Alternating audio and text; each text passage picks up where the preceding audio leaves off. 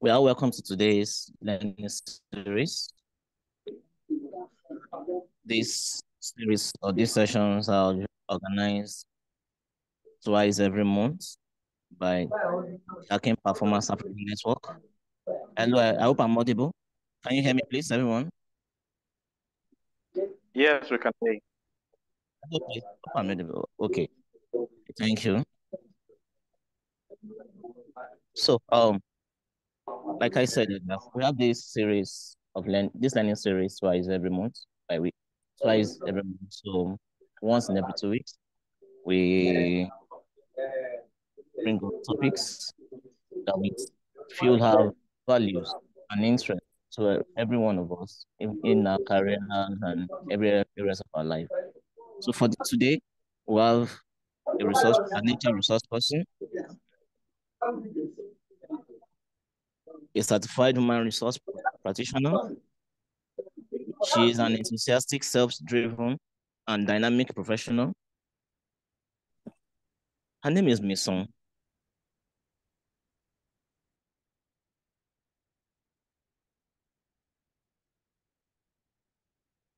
Sorry, that's trying to. Okay. Okay. Sorry, please. So like I said, this evening we have a certified human resource practitioner, an enthusiastic, self-driven, and dynamic professional. She's the vice president of Terragon, and she brings to her experience in executive search, talent management, talent strategy implementation, project management, process improvement, and change management. Her name is Misan Olukuade. Misan has case of which spans indigenous and cuts across telecommunication, banking, manufacturing, logistics, transportation, oil and gas industries. Her vast knowledge has contributed to the growth of these businesses with excellent client collaborations, execution for a great turnaround. Her astute talent management skills, especially in strategic hiring, have earned her several commendations. She is a globally trained resource professional with multi-sector and multi-regional experience. Misan has adapted a human resource journey in an evolving business and strategic landscape. In her free time, Misan enjoys to give feedback. She enjoys giving back. She enjoys to travel and also explore exquisite cuisines. Good evening, and join me to welcome Ms. Olukuade through a very important topic this evening, becoming an employee of value. Please join me by clapping. Just say hi or say welcome in the chat box, please, so that we now give room for Misan. Misan, you're on the floor now. Thank you very much, Chibueze. Good evening, ladies and gentlemen. Thank you all for taking out time from your weekend rest schedules to attend this session. I want to thank the leadership for inviting me and giving me the privilege to speak to allied professionals on the group. So, as they said, my name is Misan, and I'm the VP of People at Terragon Group. Today, we are talking about a topic called becoming an employee of value. And I wanted to just discuss the flow. I would like it to be interactive because this is not a technical discussion. I'll be throwing questions at random, and I would appreciate if people raise up their hands to answer. To start off, I'll go right straight to it because we're already behind time. Okay, so how do we define value? And I'm going to define it based on what's in the Cambridge Dictionary. So when we're looking at value, when we have to buy things, we say it's the amount of money that can be received for something. In the world of work, in our daily lives, in our interactions with people, value can be seen as the importance or worth of something. We are going to Niger Delta.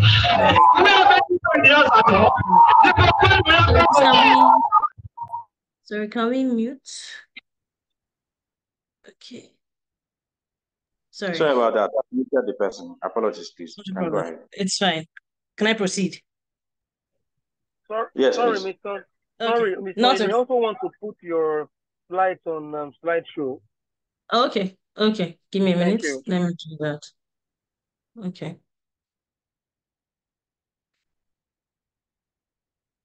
Is it better now? Yes, it is. Thank you. Yes, fantastic. Please. Thank you very much. So it's the importance of or worth of something for someone or to someone. It is how useful or important something is.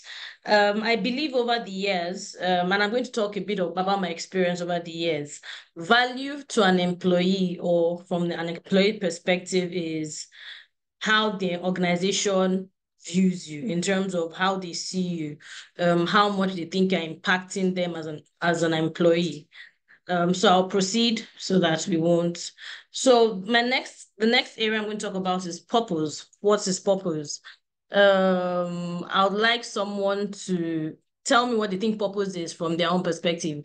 Anybody that is willing to should just raise up their hand, and Chibueze will just quickly give you the floor. Who can define purpose to me? Okay, Ijoma.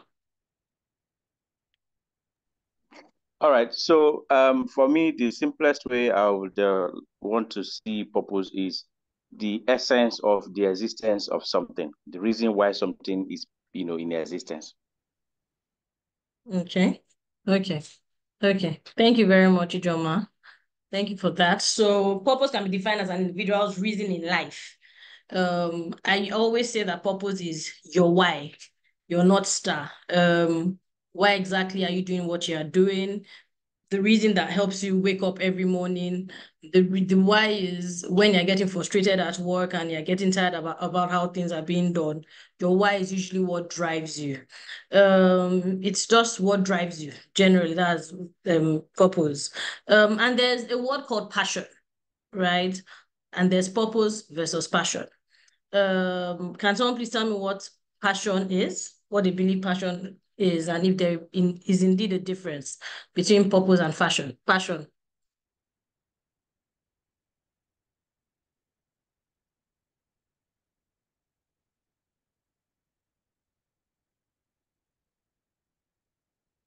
Any volunteer?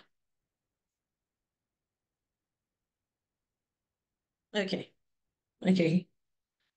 So passion, so I'll proceed so that I don't delay everyone. So passion is the what, right? What you do is passion, while purpose is the why you do it.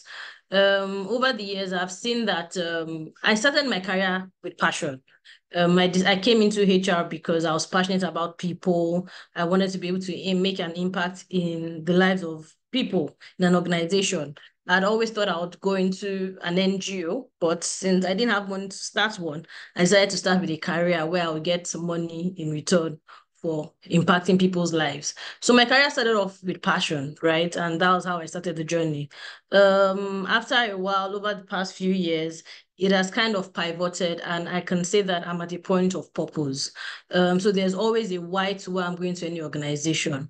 That's why is what drives me. So when things are rough, when things are getting tough, when things don't seem clear, the purpose is what ensures that I stay in check and I remain committed to the cause. It's the reason I wake up every day, and I would have to go back into a bit of how that's, so basically before I go into any organization, I need to be certain that I'm supposed to be there, right? So there must be a conviction and a confirmation for me to go there. And the purpose is now what drives me when I'm certain I'm supposed to be there. And I go there and I do what I have to do. Okay. So to become an employee of value, what does it mean, or how do you become an employee of value? There are so many ways, right? And I'm going to run through a few of them. You need to take initiative. That is, don't always wait for someone to come tell you what to do or how to do it. You need to be proactive. When you're not certain, you ask questions, you do your own research where you see that there are gap areas, and try to even fill in for people that might be slacking. Taking initiative is very important in when we carry out our responsibilities, because it also eases the burden of your supervisor. They don't always have to handhold you through the process. Another reason why I say you have to be an employee of value is you go above and beyond. It's really not about this is my job description and I plan to stick to it. And going above and beyond is giving in extra, doing more than what is expected of you, doing more than what is in your JD, right? That's going above and beyond in an organization. Please let me know if I'm speaking too fast or if you can't hear me. Having a positive attitude, I cannot overemphasize how important that is. Having a positive attitude is how you see life. So is the cup half full or is it half empty? Right? Having a positive attitude is that no matter what is happening around you, you always see the good side of it and are able to wade through such situations. It helps drive the team spirit and just helps encourage people. You never know that your positive attitude might be the reason the next person comes to work every day, or at least still believes in the organization where you are, no matter the challenges that are happening. So remain motivated. But I like to say that self-motivation is really the way to go as against motivation, being motivated. Being motivated can be if something happens, you might actually lose your motivation because it is followed by something. However, if it is self-driven, if it's internal, if it is innate, it is definitely it will always be there. And no matter what happens, you're able to overcome because your motivation is driven by your internal clock and not by not external factors. You need to grow, you need to learn, you need to develop yourself constantly. And I'll also add that it is important to also learn outside your area of expertise, expand your knowledge. Over the years, as a HR practitioner, I have been very fortunate to have opportunities to actually take part in other type of projects that are outside HR. I've had a bit of project management, and I've also been very deliberate in also trying to understand the operations of an organization. And this has helped my overall view of how an organization should work. So today I can speak about with marketing, I can speak with products. Since I moved to technology, I'm able to speak in any department because I have been developing myself in the past 1 year since I moved to that industry. Then you need to know your area. So no more than your area of strength. That's just emphasizing my last point. Be a HR professional. What other things can you learn? What are you getting interested in? What kind of value can you add to the other departments within the organization? Communication skills. Communication skills is honing your communication skills is paramount in succeeding in any organization. No man is an island. You can't go by yourself. As the popular saying goes, if you want to go far. Hello, can you hear me? Okay. Sorry. I think my internet is okay. Yes, I can hear you. I can hear you. Okay, thanks for the confirmation, Teju. Hello, Teju, how are you? So hone your Hi. skills, your communication skills. Then stay current with technology and trends. You will all agree with me that post-COVID, the world as we knew it completely changed. And literally, there's been an acceleration to technology, to the way things are done. I remember I had this shock. There was this culture shock when I moved from a big four to technology for the first few weeks. I felt like I'd been in a bubble for 8 years. And I came to technology and that bubble burst really quickly. But I think at the end of the day, your ability to adapt in any organization and will help you succeed and help you win. So you need to stay current, know what's happening, and there are a lot of blogs, there are a lot of materials that you can subscribe to that help you keep updated on the trends that are happening in the world, not just technology, not just even around the world. It's very important to keep ourselves updated. So moving on. Sorry. Yes. Some other ways to be an employee of value is to be a team player. Being a team player is just ensuring that you are not the guy that everybody does not want to talk to when work has to be done. You're not the person who seems like a grouch. You're not the one that never feels like there's a way to go and succeed, right? You're the one that everybody comes to and feels like, okay, you have the yes can do spirit, right? And you carry everybody along. You need to add value to every transaction, everything that you are basically asked to do in the organization. Adding value is, as a HR person, not just, like I said, by not just focusing on your area, you're able to add value and speak to problems within the organizations and just help them find the way through those difficult, sticky situations as a professional. Be consistent, reliable, and trustworthy. Being an employee of value is you are that employee that if someone picks up their phone at any time, I know that there's work-life balance. However, if there's an emergency, are you that employee that they know 99% or 99 times out of 100, you're available except there's an emergency? That is very critical in being reliable and trustworthy. I am the person that they can hand over responsibilities to. I know that they can go to bed and there will be no issues. And even if you are stuck, are you the employee that they know will come to them to ask them questions? And my last comment around that is recommending solutions.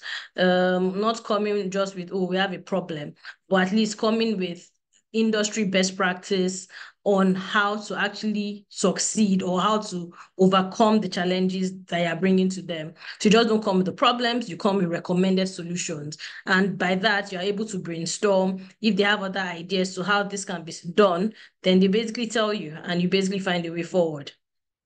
Next slide. Okay.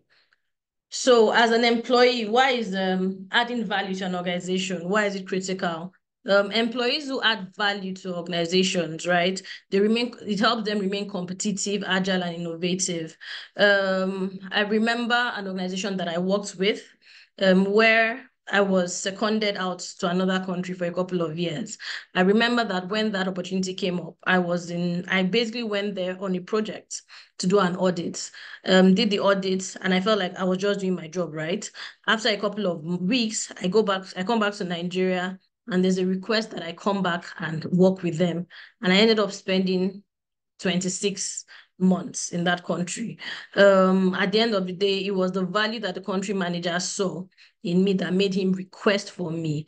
And I went on to actually make some other very critical recommendations and some very strategic recruitments that help turn around that business. That is adding value. So even if you're in recruitment, how do you see recruitment? Is recruitment just filling those positions or filling the positions with the people that you know that the organization needs? So you look at the person's profile, you look at where the organization is currently in terms of their current status analysis, and you're able to bring the right person that will help them succeed through that situation. So it energizes an organization where an employee is adding value at every point. Okay, moving on. So how are we sure that our organizations value us? If they talk about careers, if your development within an organization is always top of mind, if you don't have to go beg for your performance reviews to be done, you don't have to go beg to ask, so what's the next thing on the table for me? You don't have to go push for people to even have that discussion around you as an individual. You should know that your organization values you. If they tell you a lot that they value you and that you're very important to the business, then you know that you have become an employee of value.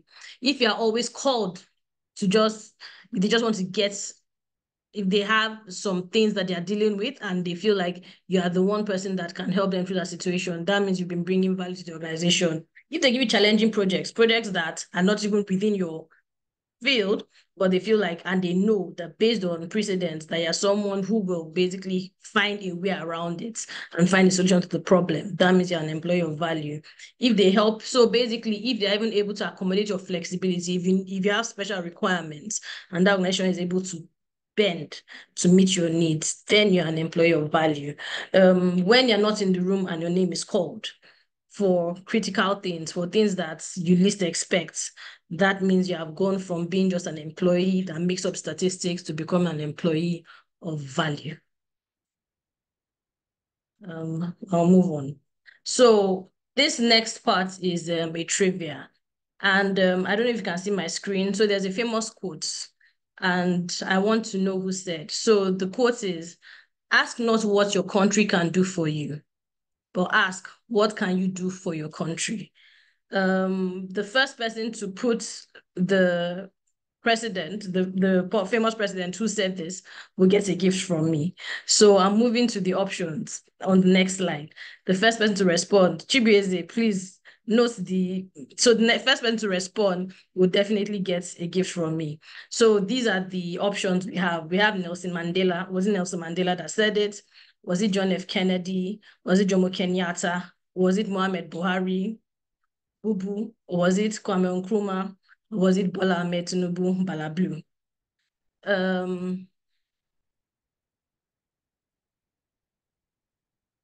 So who said that? Ask not what you can do for your country, what your country can do for you, but what you can do for your country. Who was the person that said it? Okay. Please, Chibueze, could you please help me with the answers?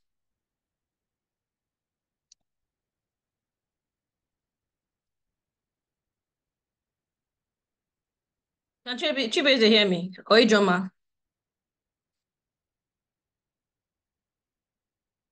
Yes, I can hear you. Answers are beginning to pour in the chat room.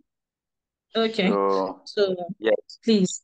I see JFK by SDV, that's John F. Kennedy. Nelson Mandela by Teju, John Kennedy by Okorie Chisom, John F. Kennedy by Reliance Matthew, Nelson Mandela, that's from Promise Hassan.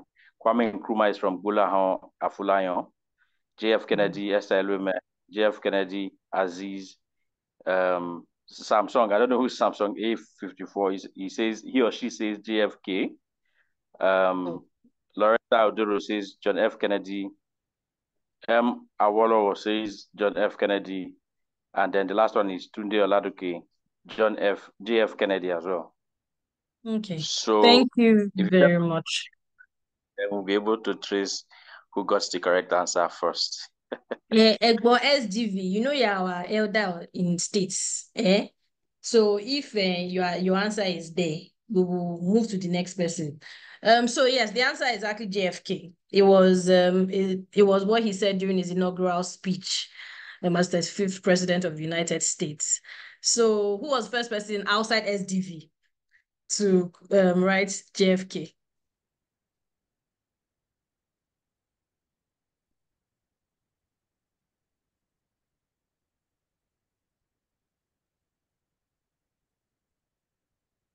Can you hear me, Joma? I can hear you. Yes, okay. I can. So... Yeah, so what's first person? You know SDVs are Egbo, so we'll leave it for the floor.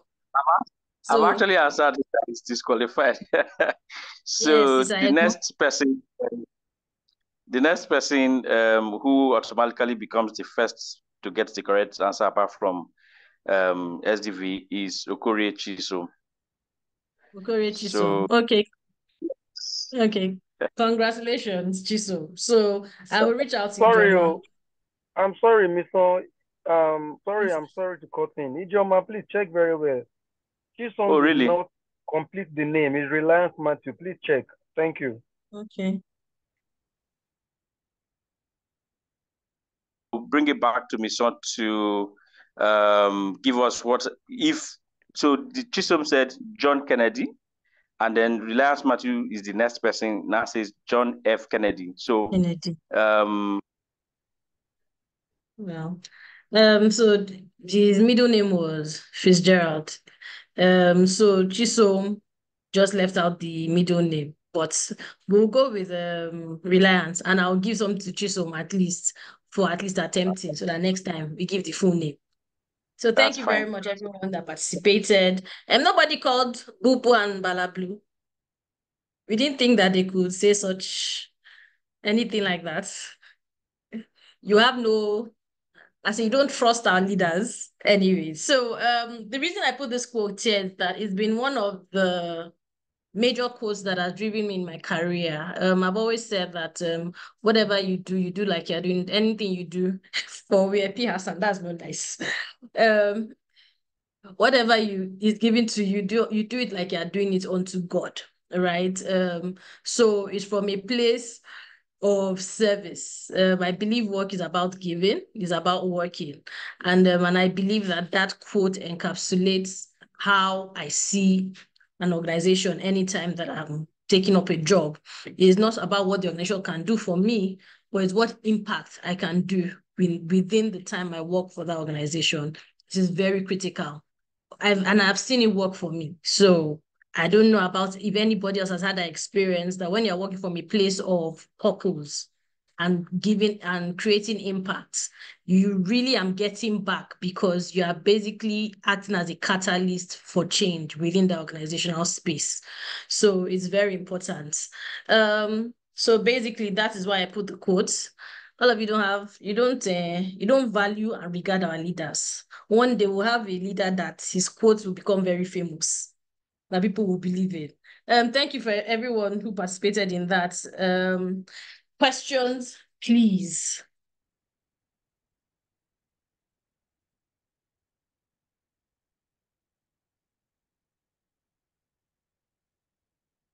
So we can go to the question and answer session. I wanted us to discuss about our experiences and ask questions. Like I said, it's a very interactive session. A lot of the things you will see on the net, there's a lot of materials. However, what's important is in our personal experiences, how do we give value? How have we made an impact in our little spaces? That's very important. Thank you for your time.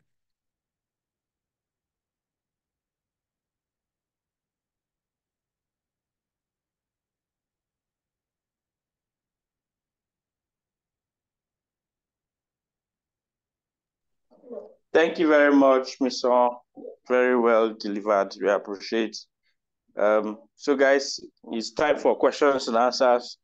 I'm sure that in the course of our presentation, there'll be a few things, some things would have entered your mind. So this is the time for you to bring them up so we can chat. She actually said she wants it to be interactive. And so this is your opportunity, to make a contribution or ask a question, and then we'll be able to talk about it. Thanks. Thank you very much, everyone.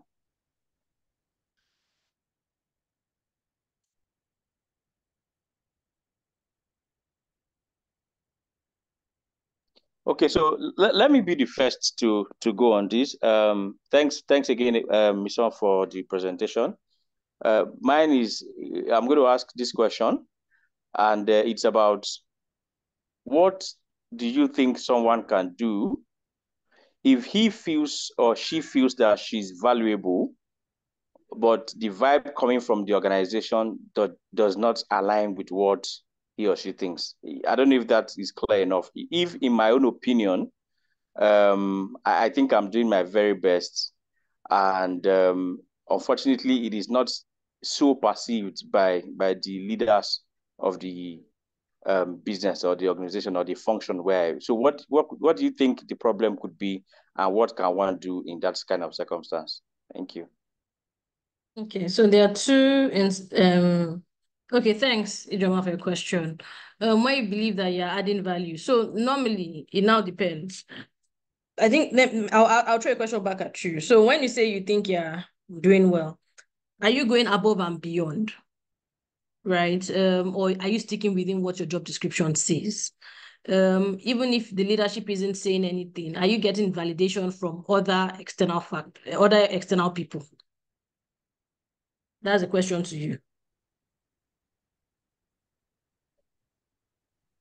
Okay, yes, thanks. I get the question. So, to respond to that, there are circumstances where, in your own opinion, everything that you are being asked to do, you are doing it and you are putting more. So, what I'm actually trying to drive at is that do you think it is necessary for somebody to have an idea of what is expected of him or her before that person, steps on that space called above and beyond.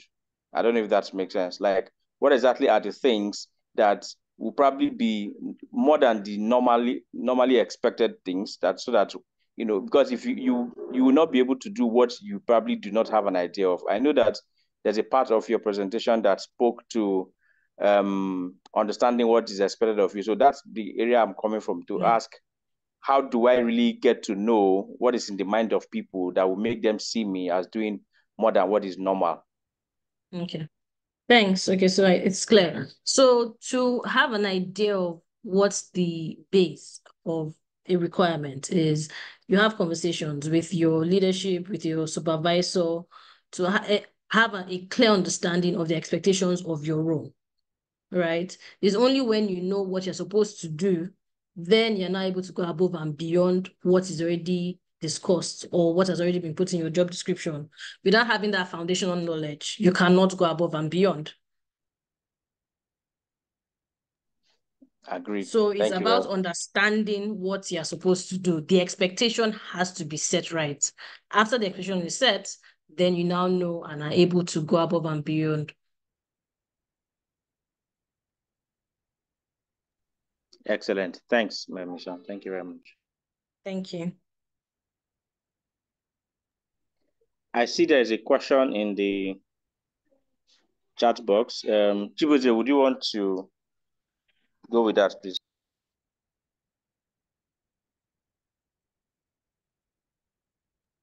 Okay, let me check this. Okay, there's a question from Reliance Matthew.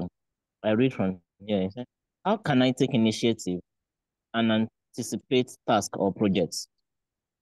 That's one. And he added, how can we measure our progress and success in becoming an employee of value?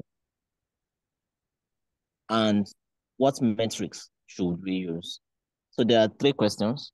The first, let me recap. The first, how can I take initiative and anticipate tasks or projects? That's the first question. Then the second question, how can we measure our progress and success in becoming an employee of value? Then the third question is, what are the metrics to be used to measure your status as an employee of value? Okay. Okay, so thank you, Reliance. I also see, Chibueze, I see Loretta's hand, but let me answer Reliance questions first. So how can I take initiative and anticipate tasks or projects? I believe that for every organization, we all have our KPIs, right? And we all have the different tasks that we are expected to achieve within a certain time.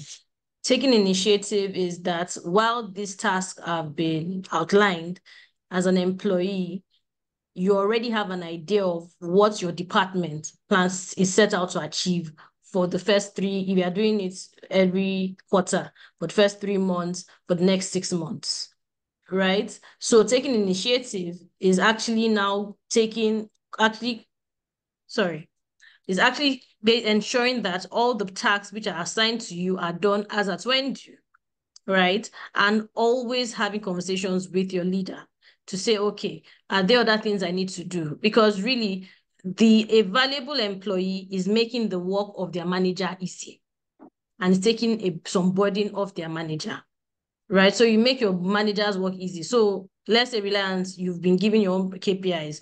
You had 10 weeks and you're able to finish it in 5 weeks. Taking initiative is going to say, okay, I've completed this. What else can I support the group, the team in doing? It's also about being a team player.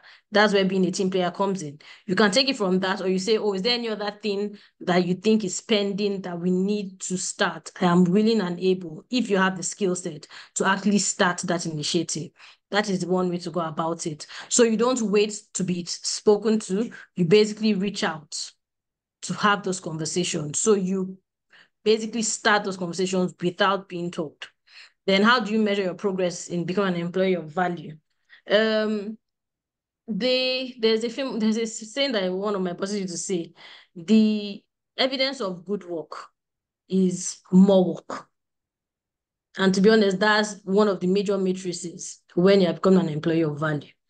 right? So let's say you're supposed to do one thing and you see that they are giving you more. They do it because they know you have capacity. They do it because they know you are reliable. They do it because they know you're a good getter. They do it because they know you're a can-do person. That's one of the major matrices. Then obviously there's the financial. So when you get salary reviews, you get promoted. Your name is called when you're not in the room. Those are some of the things that you see that will show you. Because remember, being an employee of value is not a technical skill, right? It is how you're perceived. It is more of the soft side. It is who you are, right? So basically, when they are basically pushing you for other projects within quick successions, that shows they're an employee of value. Those are some of the major matrices, right? So you get more work. Your name is called when you're not in the room. You get promoted when there are opportunities. You get recognitions and awards.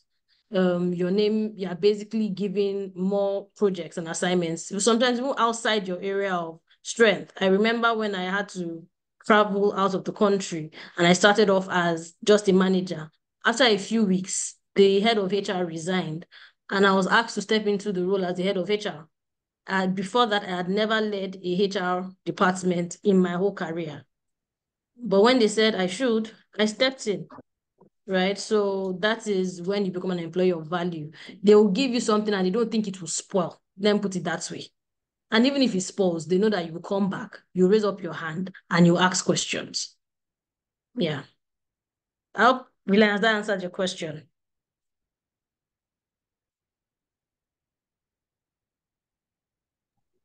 Yes, please. Thank you. So I see Loretta's hand up. Okay, hi everyone. Thank you, Misan. Thank you for sharing your career journey, being an employee of value. Okay, in the course of your presentation, you talked about how your reporting like saw value in you and had to even keep it for like 26 months. So how do you deal with some line managers that these employees have, you see value in them, but they, how do I put this now? They don't recognize them. I had opportunity of having some employee coming to report to me because as HRO, I give support to cross-functional team heads. So this employee, they came to report to me that their reporting line do not recognize them. You know, he does not recognize them because the kind of work that they do, they're in the financial sector and they were putting all that they can. And I myself as HR, I see them, I see what they do.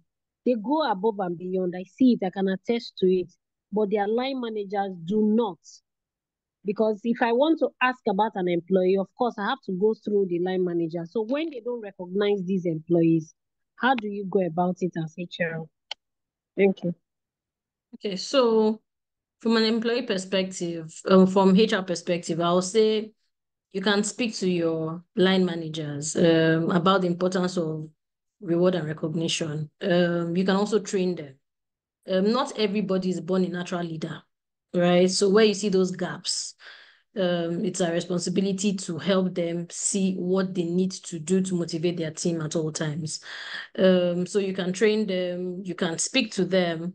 Then also you can also encourage the employees. There was a part in the presentation where I talked about self-motivation, right? I think it's very important for employees to know that as they shouldn't rely, like I said, don't always rely on the external. There is no experience, there's no work they are doing that will ever go to waste, right? If you start here, you start small, you're not appreciated, you just learn. There's an organization, the next organization you go to, basically the skills and competencies you have gained from that process will add value to you and the organization. With that, you even get more money and you will see that you have grown over the years. So it's about going into an organization and even living there a better version of yourself. I remember when I started my first job, I started off as a front desk. My father was very upset. He almost disowned me, said there was no way I was going to do front desk after going to a private university and I was going to waste his money. But I remember the reason I took that job was because I saw a path to going into HR. The organization I was working in was a one-man business. They didn't have a HR department. I was the one that started putting in those policies by myself, sitting down, doing the research, writing policies, taking to the person that was operations to start implementing. But they didn't know anything about developing their talents. I saved from my small shillings then, or small couple, to actually go for a training at Philips Consulting. Even when I remember Philips Consulting back in the days, their trainings were not cheap. And this was when Nigeria was good, right? Their trainings were not cheap at all, right? And I saved for the training. I could have sat down, folded my hands, and waited for somebody to send me on training, and it would have never happened. My 3 years in that organization, I never went for an organizational-wide training, right? So I basically sponsored myself to go for that training. So like I said, at the end of the day, it's about your internal, what is pushing you. So you go back to purpose, your why. Right? So are you doing it because you want to impact this organization? Are you doing it because you want to make a difference? Are you doing it because you can see that things are not the way they're supposed to be and you want to be the person to support the business to succeed? Not because you're expecting anything. The reward will come to you in due time. But at the end of the day, it's your internal clock that should drive you. But I've also said what you should do for the managers. Train them, speak to them, and have meetings so that they know the impact of their not basically paying attention to their employees on their team members. Does that answer your question, Loretta? Yes, very well. Thank you so much. Thank you very much, Loretta. And I'd like to add, there are some times when this value that we're looking, so the external validation might never come, but it might come years later. So this organization that I spoke about, where I started off as front desk and I moved to HR, the CEO, in fact, most of the employees in that organization, after over 10 years, still keep in touch with me. There's no life event that I've gone through that the CEO of that organization has not been a part of. Right? So if then I didn't feel like I was adding value, him being a part of my life over the past few years shows that there was some value he saw in me. So sometimes your reward or the kind of validation you need might not come immediately, or you see it with time. So there's a delayed gratification. Hence the reason why you can't depend on people or external gratification or validation, but depend on your internal clock. Am I doing my job? Am I doing what is expected of me? Am I giving my best? Every other thing will fall in place when it's time. Thank you, Loretta. Thank you. SDV. I think there's another question also in the chat box from Bola Afolayan. Yes, so the please. question goes, how does one make himself more valuable to an organization when in an entry-level position in your industry? And he further went on to buttress, at times, going above and beyond or making or suggesting solutions could come from a place of ignorance and either be laughed off or disrupt the decision-making process for your team. How does one show value when still very much learning the ropes? Okay, so thank Bola. I'll go back to the experience I just spoke about. Remember I said that this was the first organization I just worked. I started working in. Fresh out of university, I went to private university.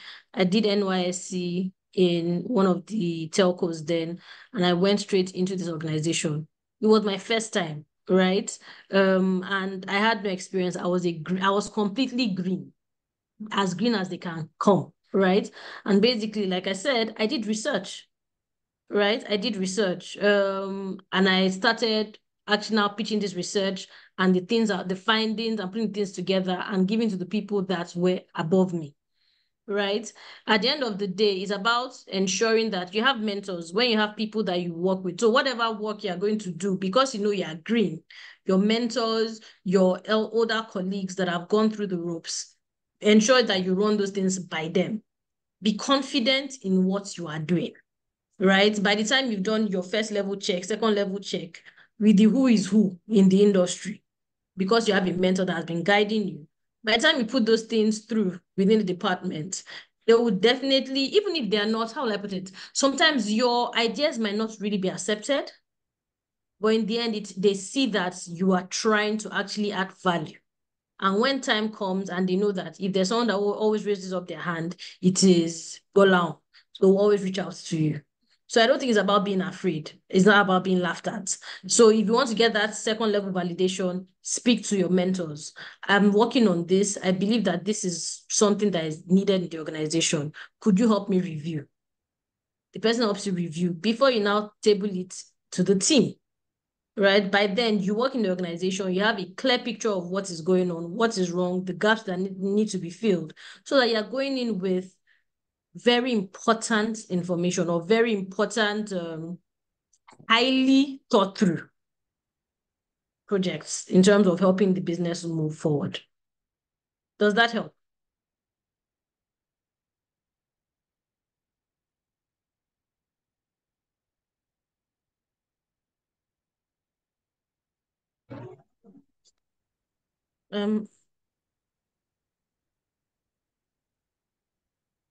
Okay, SDV, I see your hand up, sir.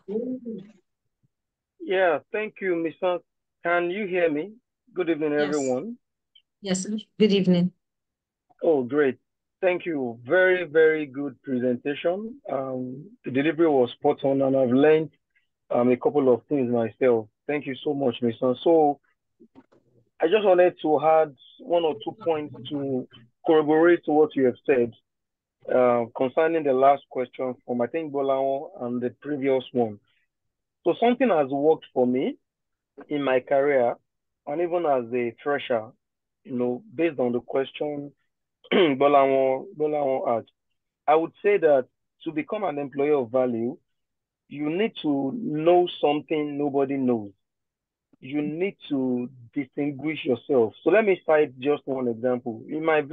After I left the banking, my first job with I think CNI Leasing, their HR sourcing division, I was an HR officer. And so, of course, because we do our sourcing, we bid for, jobs, projects with a lot of organizations. And we also have to go and pitch, present to our prospects. And of course, before we convert them to customers. So a lot of presentation needed to be done. We need to put together proposals. So before then, I've been teaching myself how to use PowerPoint. I never even knew I was going to need it. And so once I joined that organization, because I've been training myself in that area, within my first month, let me say within my first 2 months, our HOD realized that anytime he gave us assignments, I would be the first person to turn in my work, my slides, and he always prefers to use my own slides. He will correct a few things and then they use it for presentation. So what am I trying to say? In being an employee of value, when you have a skill, a competence, you know something nobody knows, that in itself can make you be an employee of value. So within my first 3 months in the organization, I had a line manager that reports to the HOD, right? So instead of our HOD speaking to my line manager, anything he wants to give out in terms of assignment, he would always come to me, oh, Sheon, please do this for me. Put together this proposal, put together this presentation. But every time he does that, I also applied emotional intelligence, or call it humility. So once people start noticing that you know something, you also need to learn to be humble. So anytime he says, Sheon, go and do this, I'll go back to my direct line manager and say, Madam Tola, see what Oga has told us to do. I'll not say told me to do. I'll say, see what Oga has told us to do. I'll see he gave the job to the both of us. Then she will say, Sheon, don't worry, start it. I will join you. Maybe you will know how to do this presentation. You understand? So what am I trying to say here? Know something nobody knows. It could be any skill at all. It could be Excel. It could be even public speaking. You understand? It could be how to put together certain things. It could be how to organize events. So just ensure you have a skill. You know something that nobody knows, and that with that skill you have, you're able to use that skill to provide solutions to your department. And with that solution can be directly linked to either productivity to problem solving or to profitability. And that's just one way of becoming an employee of value. My last point before I leave. One thing that also worked for me in my career is asking my line manager questions. What keeps them awake at night? And I did this with one of the MDs I reported to. You understand? And I see this, it works a lot. And for you to do this, you must be ready to take on work, to take on more. Because when you ask your line manager what keeps he or she at work at night, I'm sure there will always be something. So sometimes I ask, maybe once in a quarter, once before my mid-year review, I ask, how can I make your job better? You understand? For instance, if I report to somebody who reports to the CEO, so when we're having our, performance feedback conversation, and I say, how can I make your work better? Is there anything you think that are challenging in your work that I can do for you? And you find out that when you ask these questions, right, you will surely get an answer that would either, give you some work to do, maybe expand what you are doing currently, or, just give you a project to do. Let me just cite just one instance. So I joined an organization, of course, HR department, and they've been struggling to revamp or review their employee handbook for 2 years. They had given that project to somebody, right, who had one of the units in HR, right, and they've been struggling to do this for 2 years. So when I joined, right, one of the conversations I had in my language, I said, I don't like being bored. So I don't mind, contributing to projects. And I said, are there any projects that I can work on, that I can lead? And then, my manager mentioned that project. Oh, she said, oh, we've been trying to work on our employee handbook for 2 years. We need to review it. We started it, but we have not even gone 10%. Then I said, I'll be glad, to take on this project. And I took on that project. And what they've been struggling to do for 2 years, we achieved it in 7 months. And everybody was happy. And, that in itself earned me credibility within the team. And I became one of the most valuable players, not just because of that, because, of course, I meet my own target. My deliverables are on point, and I'm also taking on projects. So those 2 points I've mentioned, know something nobody knows in the team, and then ask questions, be a solution provider. It's actually where there are things that have been suffering in your department. There are projects that have been labeled impossible. And if you can be the person to lead or do that project, I'm sure you become one of the most valuable players in that department. I hope this helps. Thank you. That's all from me. Thank you, SDV.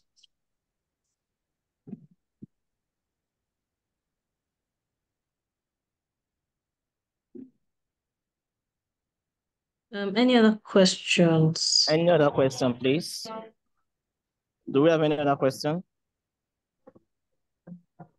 Any contribution, any question? I think there's question in the chat room. Okay, let me read it.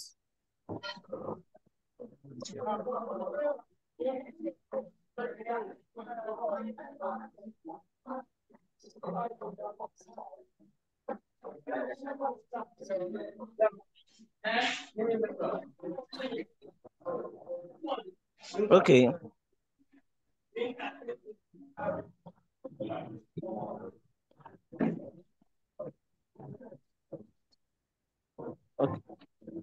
Okay, the question is, how do you manage up when you are being noticed? Okay, hi everyone. I was the one that put that comment there. It was when Shion was talking about getting noticed by the MD and the MD definitely coming to him directly. But he basically answered how to manage up by going directly to his supervisor to say they've given us work. And then because at the end of the day, once you start getting noticed, there is office politics comes in, people start feeling threatened by your presence. So you have to also have EQ in managing those people. So but Sean was very gracious enough to basically explain how he handled it. There's nothing going better than going through life experiences. Instead of getting beef with your direct supervisor, you take the work to them and say, we have work to do. And they know that, oh, you can handle it, and they leave it to you, right? So that was why I put the comment. But SDV basically explained it. just about managing up when you have situations where you're getting noticed above your supervisor.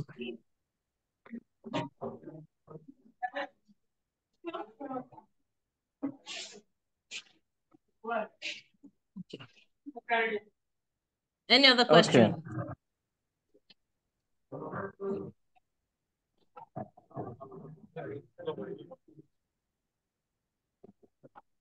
Okay. Another question, please.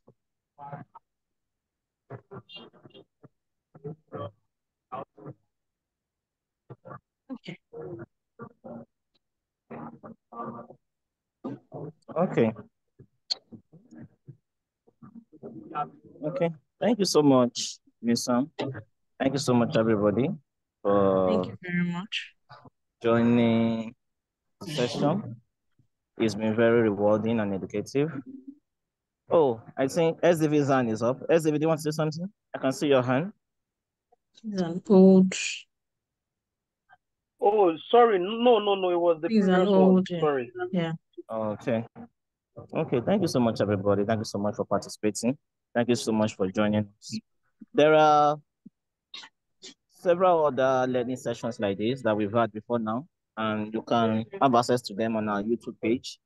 Just go to YouTube, search for Hacking Performance Africa Network. You will have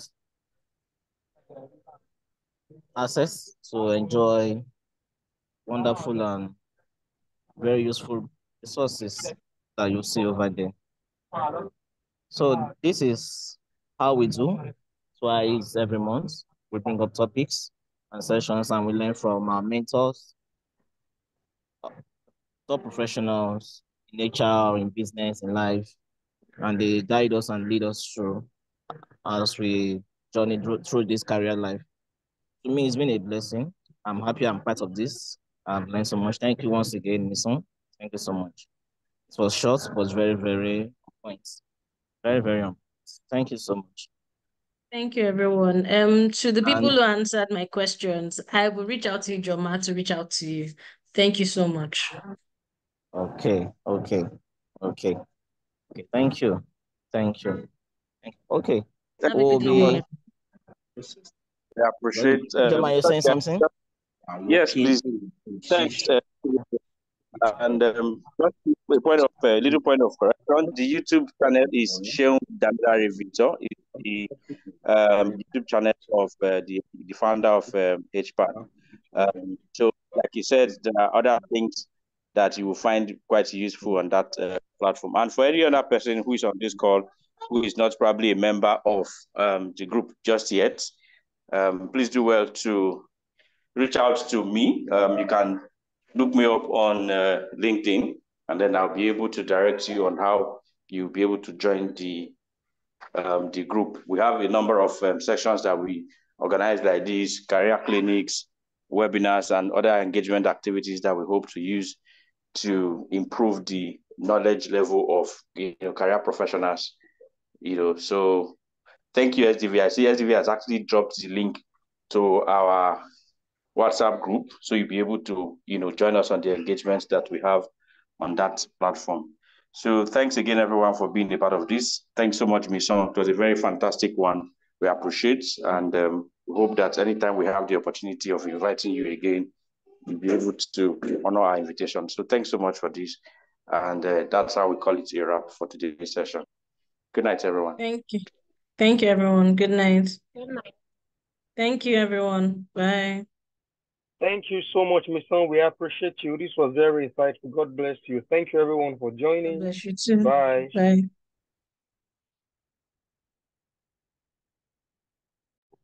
Bye, everyone. Thank you.